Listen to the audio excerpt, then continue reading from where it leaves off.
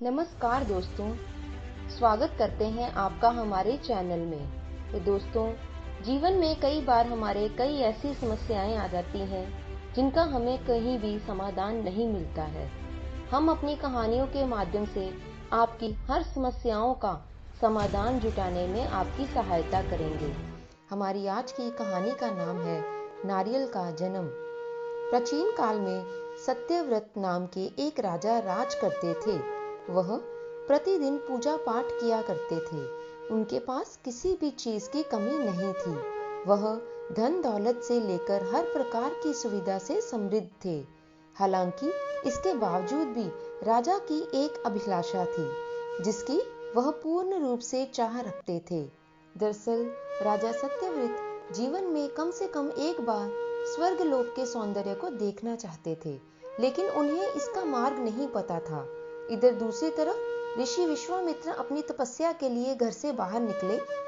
चलते चलते वह अपनी कुटिया से काफी आगे चले गए थे। काफी समय बीत गया था, वह नहीं लौटे। इस कारण उनका परिवार भूख और प्यास से तड़प रहा था। राजा सत्यव्रत को जब यह बात पता चली तो उन्होंने उनकी जिम्मेदारी ले ली। कुछ समय बाद जब मुनिवर लौटे तो वह अपने परिवार को कुशल देख काफी प्रसन्न हुए। उन्होंने पूछा कि उनकी अनुपस्थिति में किसने उनकी देखभाल की। इसी के परिवार वालों ने बताया कि राजा ने उनके पालन पोषण की जिम्मेदारी उठाई थी। यह सुनकर ऋषि विश्वामित्र तुरंत राजमहल पहुंचे और राज्य के राजा से मुलाकात की। वहां पहुंचकर उन्होंने सबसे पहले राजा के पूर्ण होने का आशीर्वाद दिया। राजा की बात सुनकर ऋषि विश्वामित्र ने कहा, बोलिए महाराज, आपको क्या वरदान चाहिए। तब महाराज ने कहा, हे मुनि, मुझे एक बार स्वर्ग लोक के दर्शन करने हैं। कृपया करके मुझे वहां जाने का वरदान दे दीजिए। राजा की प्रार्थना सुनकर ऋषि विश्वामित्र ने एक ऐसा रास्ता बताया जो स्वर्ग लोक की ओर जाता था। यह देखकर राजा सत्यव्रत बहुत ही खुश हुआ। वह तुरंत उस रास्ते पर चल दिया, परंतु इंद्रदेव ने उन्हें नीचे धक्का दे दिया, जिसके कारण वह सीधे धरती पर जा गिरे। राजा सत्यव्रत ने सारी घटना ऋषि विश्वामित्र को बताई। राजा की बात सुनकर ऋषि विश्वामित्र गुस्से से आग बबूला हो उठे। उन्होंने तुरंत सभी देवताओं से इस बारे में बात की और इस समस्या का हल निकाला, जिसके बाद राजा के लिए एक नया स्वर्गलोक बनाया गया। नए स्वर्गलोक को पृथ्वी और देवताओं के बीच स्थापित किया गया ताकि किसी को परेशानी ना हो।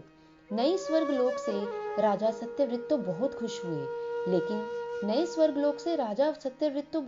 हुए, लेकिन ऋषि विश्वामित्र को एक चिंता लगातार सता रही थी। उन्हें डर था कि नया स्वर्गलोक कहीं जोरदार हवा के कारण गिर ना पड़े। अगर ऐसा होगा तो राजा सत्यव्रत दोबारा धरती पर गिरेंगे। काफी सोच विचार के बाद ऋषि विश्वामित्र को एक उपाय सूझा। उन्होंने नए स्वर्गलोक के नीचे एक बहुत ही लंबा खंभा स्थापित कर दिया ताकि उसे सहारा मिल सके। ऐसी मान्यता है कि स्वर्गलोक के नीचे लगाया गया खंभा एक विशाल पेड़ के तने के रूप में बदल गया। यही नहीं, कुछ समय पश्चात जब राजा सत्यव्रत की मृत्यु हुई तो उनका सिर एक फल में तब्दील हो गया। तभी से इस खंभे को नारियल का पेड़ कहा जाने लगा, जबकि राजा का सिर नारियल के रूप में जाना गया। यही कारण है कि नारियल का पेड़ इतना लंबा होता है। आप सभी जानते हैं कि नारियल का पूजा के समय में बहुत ही प्रयोग किया जाता है और इसे एक पूजनीय फल माना जाता है। तो बोलिए सत्यव्रत महाराज की जय हो।